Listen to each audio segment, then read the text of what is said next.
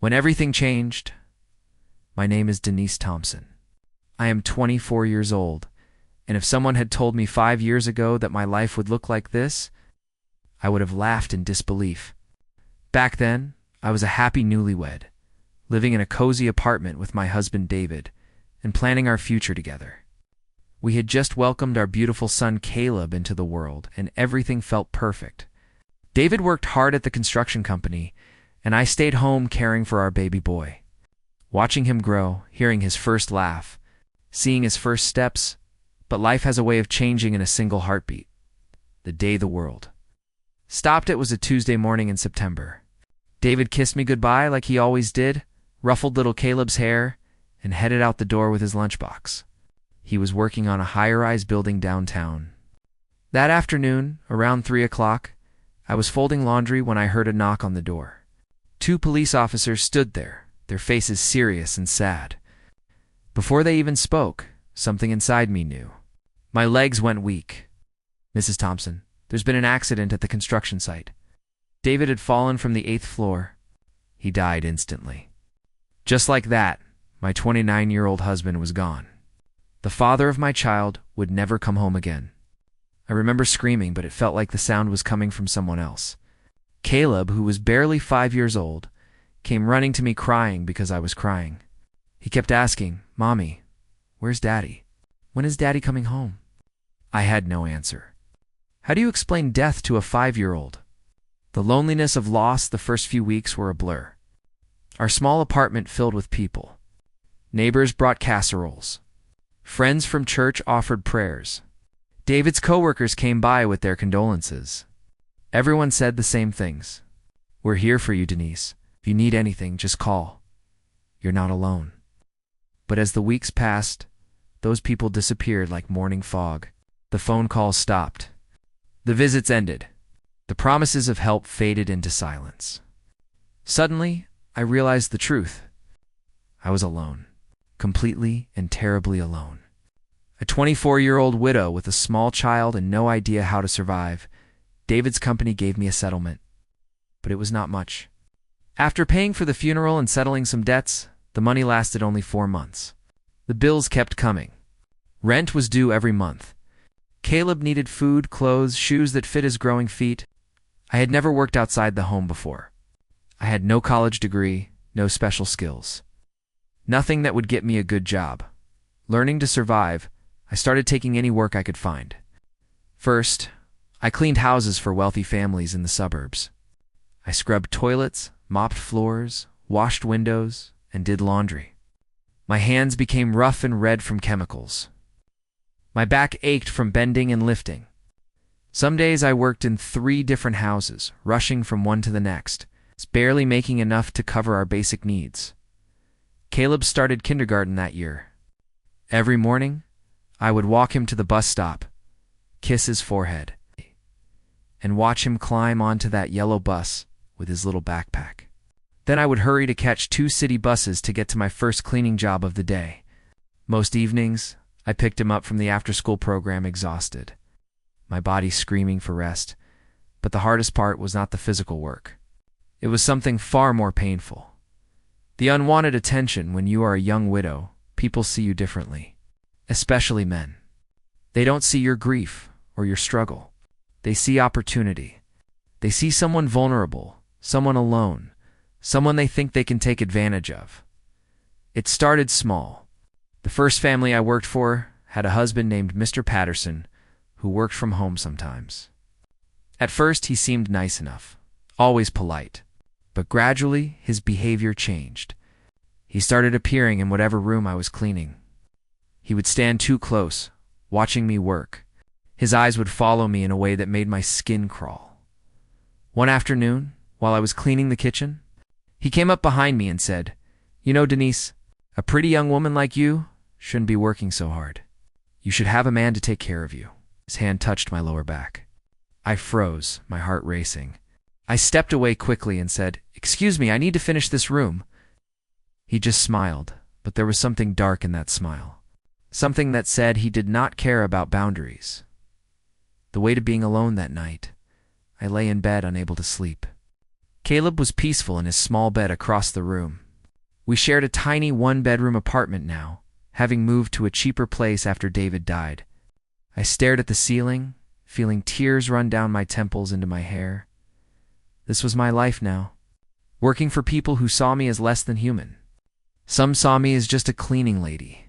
Others saw me as something worse, something they could touch, something they could proposition at my second job. The teenage son of the family would make comments when his parents were not around. "Hey, Denise, you're way hotter than my mom." I ignored him, but it made me feel dirty, ashamed, even though I had done nothing wrong. At my third job, the employer himself, a man in his 50s, named Mr. Gregory, started offering me extra money to come on weekends when his wife was away. "Just to help with some special projects," he said with a wink. I knew what he meant. I politely declined and soon lost that job. He told his wife I had stolen money. I had not, but who would believe a desperate widow over a respected businessman? A mother's silent strength through all of this. I never let Caleb see my tears. When I was with him, I smiled. We would eat dinner together, even if it was just rice and beans. I would help him with homework. We would read stories before bed. His favorite was about a brave knight who protected his kingdom. "Mommy," he said one night, "when I grow up, I want to be strong like the knight. I want to protect you." My heart broke and swelled at the same time. "You already do, sweetheart. You protect me by being my reason to keep going." He did not fully understand, but he hugged me tight. As months turned into years, I noticed Caleb watching me more carefully. He was a smart boy, perceptive beyond his years. When I came home tired, he would run to get me water. When I sighed, he would climb into my lap and pat my back. At 6, 7, 8 years old, he was already trying to take care of me, the moment that changed everything when Caleb turned 9. Something happened that I will never forget. We were at the grocery store, and I was counting coins to pay for milk and bread. I was short by $2. The cashier, a young woman, looked at me with pity. Behind me, people in line were getting impatient. "Mom, it's okay," Caleb whispered, his small hand squeezing mine. Suddenly, a man behind us stepped forward. It was Mr. Patterson, my old employer. "Well, well, Denise. Still struggling, I see." He pulled out his wallet and placed a $20 bill on the counter. "This should cover it. Maybe you'll reconsider my offer now?" His eyes said everything his words did not. My face burned with humiliation. But before I could respond, Caleb stepped between us. "We don't need your money, sir," my 9-year-old son said, his voice steady and strong. "My mom works hard, and we're doing fine," Mr. Patterson laughed. "Kids got spirit, but spirit doesn't pay bills." Caleb just stared at him with eyes that seemed older than his years. Finally, Mr. Patterson shrugged and walked away. The young cashier smiled at me and whispered, "Don't worry about the $2. Your son is right. You're doing great." That night, Caleb hugged me extra tight. "Mom, I meant what I said. We don't need people like him. One day, I'm going to make sure you never have to feel like that again." Looking into my son's determined eyes, I realized something powerful. This little boy was not just my reason to survive. He was becoming my hope for something better. And though I did not know it then, his promise would change both our lives forever, the bond that cannot break. Caleb approached his 10th birthday. Our bond grew even stronger. We were not just mother and son anymore. We were a team. We were survivors. Every night, we would sit together after dinner, and I would tell him, "Caleb, no matter what happens, we have each other. That's what matters most." "Always, Mom," he would reply. "Always." Little did I know that those words would carry us through the darkest times ahead, and eventually into a light brighter than I could have ever imagined. My son's journey was just beginning, and with it, my own redemption was on the horizon. The boy who grew to fast 3 years passed like pages turning in a book written with tears and determination. Caleb was now 12 years old, but sometimes when I looked at him, I saw someone much older staring back at me. The innocence that should have filled his childhood had been replaced by a quiet awareness of the world's cruelty. He had seen too much, understood too much, carried too much weight on his young shoulders. I was now 27 years old, still cleaning houses, still struggling to make ends meet, My hands were permanently rough, my back constantly ached, and some mornings I could barely get out of bed. But I did, because that is what mothers do. We push through pain because our children need us. Caleb had started middle school that year. His teachers kept telling me the same thing during parent conferences. "Mrs. Thompson, your son is exceptional. He is straight as in every subject. He's focused, disciplined, and mature beyond his years." They would pause, then add carefully, "But he seems to carry a heaviness. Is everything okay at home?" I would smile and assure them everything was fine. How could I explain that my son was growing up in a world where he watched his mother be disrespected? Where he knew we sometimes chose between electricity and food? Where he understood that being poor meant being vulnerable? The landlord's threat: we were living in a small 2-bedroom apartment in a rundown building on the east side of town. Our landlord was a man named Gerald Patterson, no relation to the Mr. Patterson from my earlier cleaning job, but equally unpleasant. He was in his mid-50s, overweight, with greasy hair and a smile that never reached his eyes. For years, he had been making comments. Little things at first. "Denise, you're too pretty to be alone." Or if you ever need help with anything at all. My door is always open. His eyes would linger on me in ways that made my stomach turn. I always paid rent on time no matter what. Even if it meant we ate nothing but pasta for 2 weeks. Even if it meant I took on extra cleaning jobs and worked until midnight. Rent was our safety, our roof, our protection from the streets. But one month, when Caleb was 12, I got sick. Really sick. It started as a cold, but turned into pneumonia. I could not work for 3 weeks. The medical bills piled up, and for the first time in years, I was short on rent. $500 short, Gerald Patterson came knocking on the 5th of the month. I opened the door, Caleb standing behind me doing his homework at our small kitchen table. "Ah, Denise. Rent was due 5 days ago," Gerald said, pushing his way into our apartment without invitation.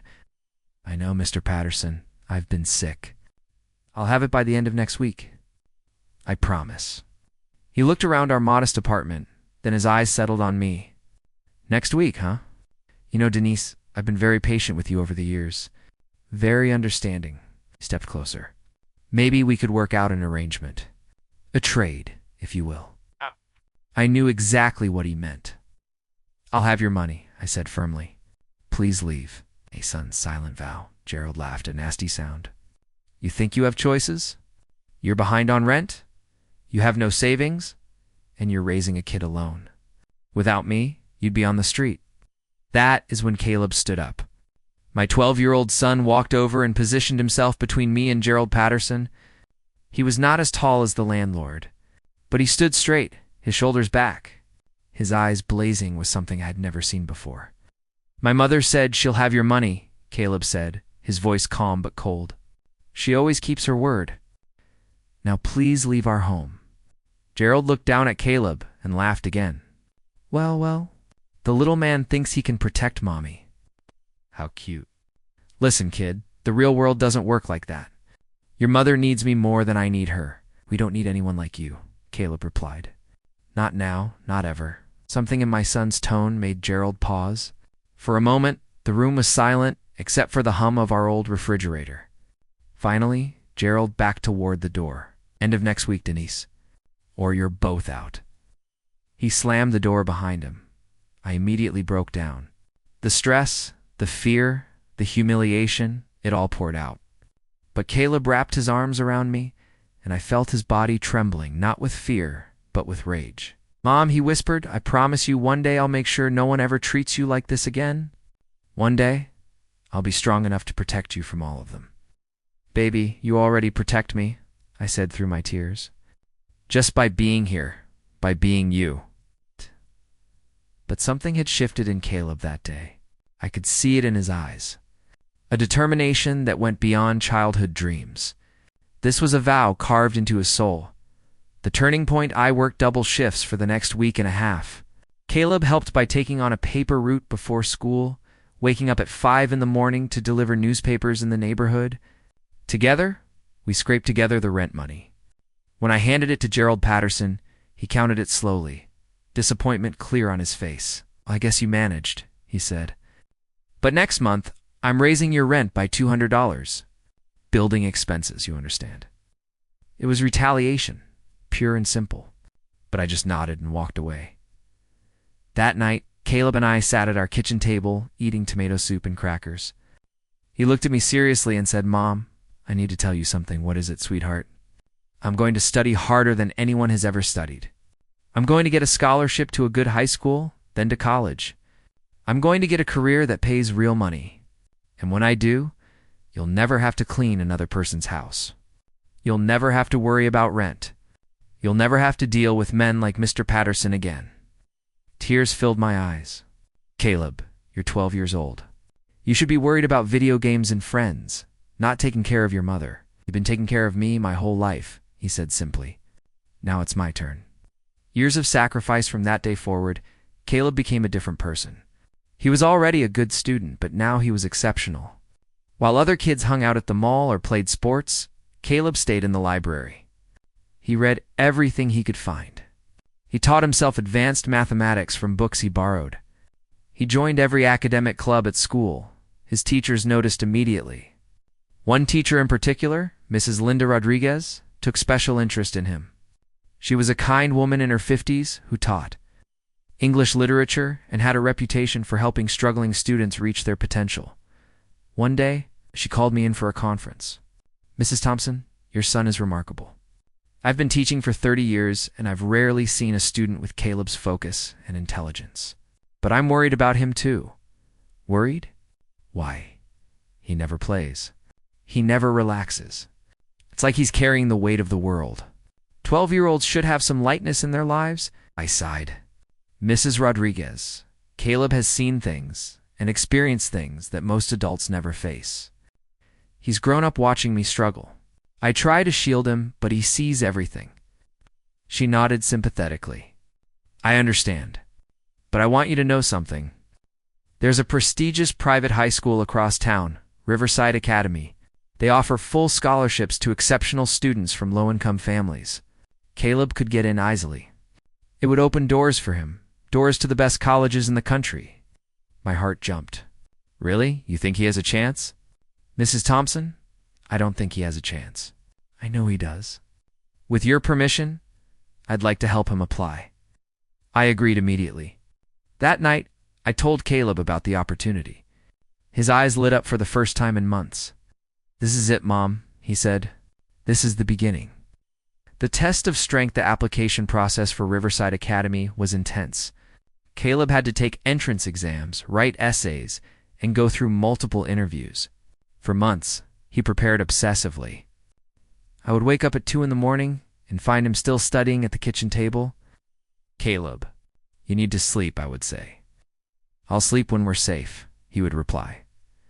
During this time, the harassment from Gerald Patterson continued. He would find excuses to come to our apartment, always when Caleb was at school. Once he showed up claiming there was a leak he needed to check. As he walked through our small space, he kept making comments. "You know, Denise, life would be so much easier if you just accepted help. I'm a generous man to those who are nice to me. Please just check the leak and leave," I said, standing by the open door. He finished his inspection, and as he walked past me, he deliberately brushed against me. Think about it. My offer still stands. I closed the door and locked it, then sat on the floor and cried. How much longer could I endure this? How much longer before something terrible happened? But I thought of Caleb, of his dreams, of his promise. I had to be strong enough to survive until he could fulfill that promise. The letter that changed everything. For months after applying, the letter arrived. It came in a thick envelope, which Mrs. Rodriguez had told us was a good sign. Caleb and I sat together on our worn couch, and I handed it to him. His hands shook as he opened it. He read silently, and I watched his face change from nervous to shocked to joyful. "Mom," he whispered. "Mom, I got in. I got a full scholarship. Everything is covered. Tuition, books, even lunch." I grabbed him and hugged him so tightly I thought I might break him. We both cried, loud and unashamed. This was our miracle. This was our hope made real. "I told you," Caleb said through his tears. I told you this was the beginning. That night, we celebrated with ice cream, a luxury we almost never afforded. As we sat together, Caleb looked at me seriously. Mom, this scholarship is my ticket. 4 years from now, I'll graduate from Riverside. Then I'll go to college. And I promise you, before I turn 25, you'll never have to work another day in your life. I'm going to give you the life Dad would have wanted you to have. I stroked his hair, this beautiful boy who had become my entire world. You already give me everything, Caleb. Your love, your strength. That's all I need. No, Mom, he said firmly. You need justice. You need dignity. You need respect. And I'm going to make sure you get all of it. The final straw, 2 weeks before Caleb was supposed to start at Riverside Academy, Gerald Patterson came knocking again. This time he was drunk. I could smell the alcohol from the doorway. Denise, I'm done waiting, he slurred. You're going to show me some appreciation, or you're out. Tonight? Before I could respond, Caleb appeared beside me. At 12, he was tall for his age, and he placed himself directly in front of me. You need to leave.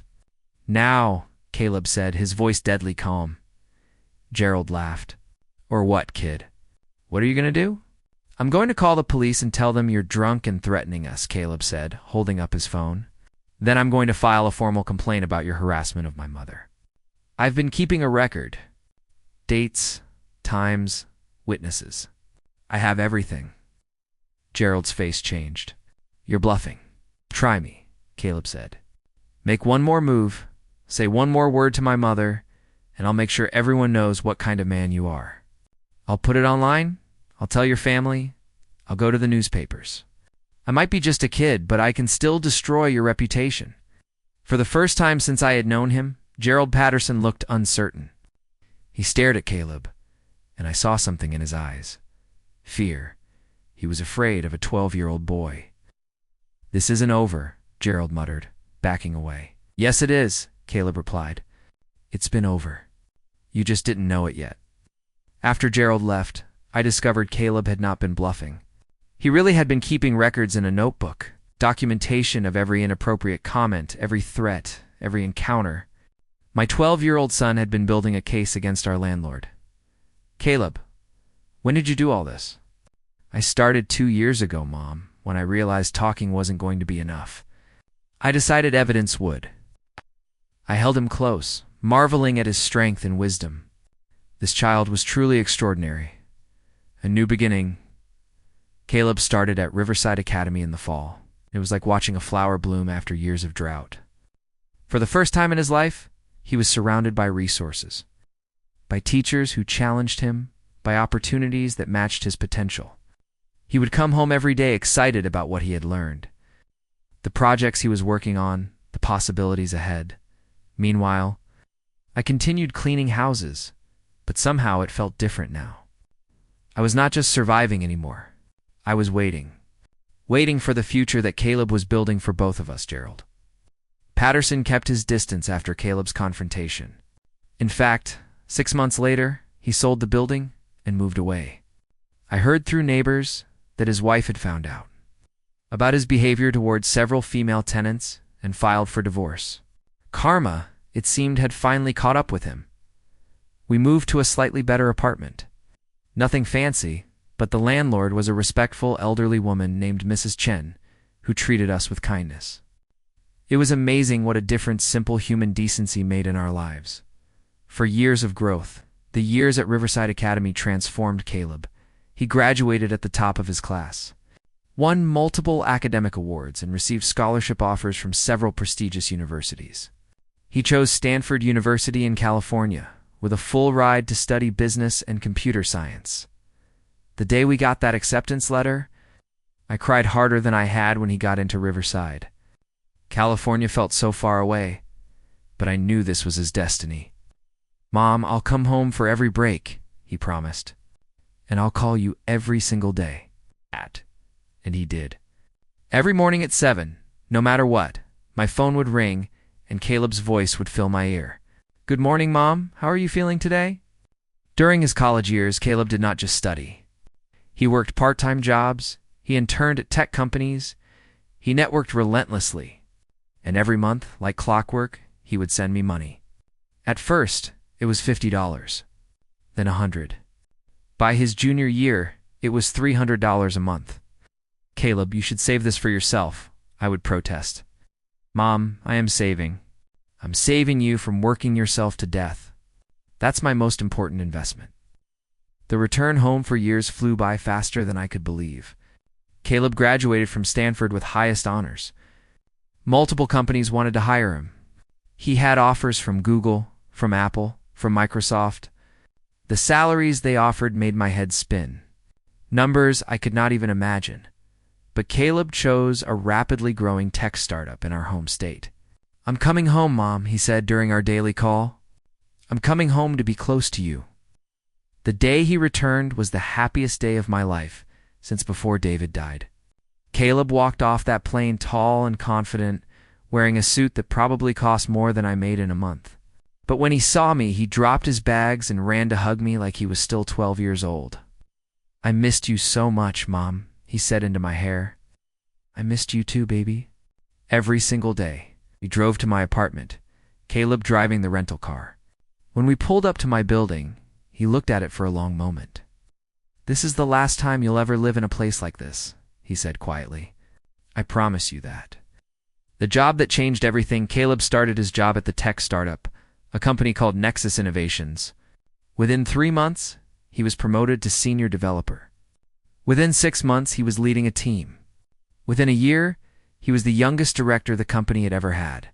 His salary was extraordinary. He was making more money than I could have dreamed of. And true to his word, he immediately started taking care of me. First, he paid off all my debts. Every credit card, every medical bill, everything. Cleared then, he said, "Mom, quit your jobs." "All of them, Caleb. I can't just stop working." "Yes, you can. I make enough to support both of us comfortably." "Mom, you've been cleaning houses for 15 years. Your body is breaking down. Please let me do this for you." "It's my turn now," I cried, but I agreed.